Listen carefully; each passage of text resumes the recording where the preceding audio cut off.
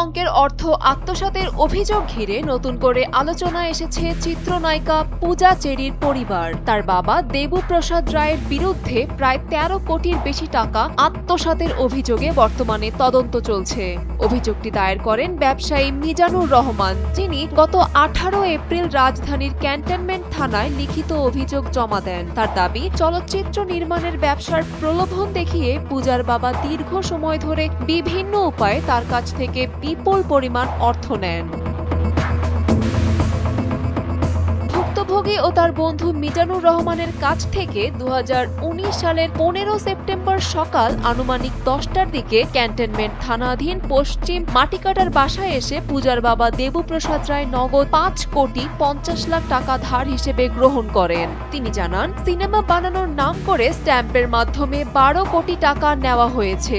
এছাড়া বিকাশ ব্যাংক সহ অন্যান্য মাধ্যমে আরও ১,২০,২০,২০০ টাকা গ্রহণ করা হয়। সব মিলিয়ে মোট অর্থের পরিমাণ দাঁড়িয়েছে ১৩,২০,২০০ টাকা। সর্বশেষ ২০২৬ সালের ৩০ মার্চ বিকেলে আরও ১০,২০০ টাকা বিকাশে পাঠানো হয় অভিযুক্তের অনুরোধে।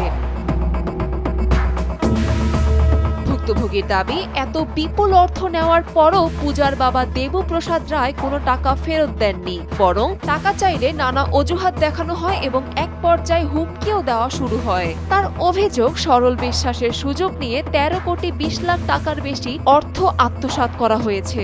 ঘটনার এক পর্যায়ে ১৭ এপ্রিল রাতে ইসিবি চত্বরে অভিযুক্তকে দেখতে পেয়ে টাকা ফেরতের বিষয়ে জানতে চাইলে উত্তেজনা তৈরি হয়। তখন পূজার বাবা দেবুপ্রসাদ রায় গালাগাল ও মারধরের চেষ্টা করলে আশেপাশের লোকজন তাকে আটক করে। পরে জাতীয় জরুরি সেবা 999-এ ফোন দিলে পুলিশ এসে তাকে থানায় নিয়ে যায়।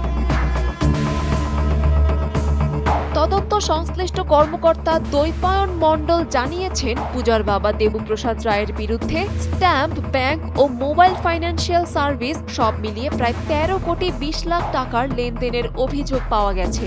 এ ঘটনায় প্রতারণার মামলা হয়েছে এবং বিষয়টি বর্তমানে তদন্তাধীন। এদিকে এই ঘটনায় পূজা চেরি নিজের সম্পৃক্ততা অস্বীকার করেছেন। তিনি বলেন, মামলাটির সঙ্গে তার কোনো সম্পর্ক নেই এবং বিষয়টি সম্পূর্ণ পারিবারিক হলেও এ বিষয়ে তার কোনো তথ্য জানা নেই। তদন্ত শেষ হলে আদালতই এই বিষয়ে সিদ্ধান্ত দেবে বলে মন্তব্য করেন তিনি। এবারের ঈদ উল ফিতরে পূজা চেরি অভিনীত সিনেমা দম দর্শক মহলে বেশ সাড়া ফেলেছে। এরপর থেকেই বেশ খোশ মেজাজেই ছিলেন অভিনেত্রী। তাসনিয়া জেবা, এনপিবি।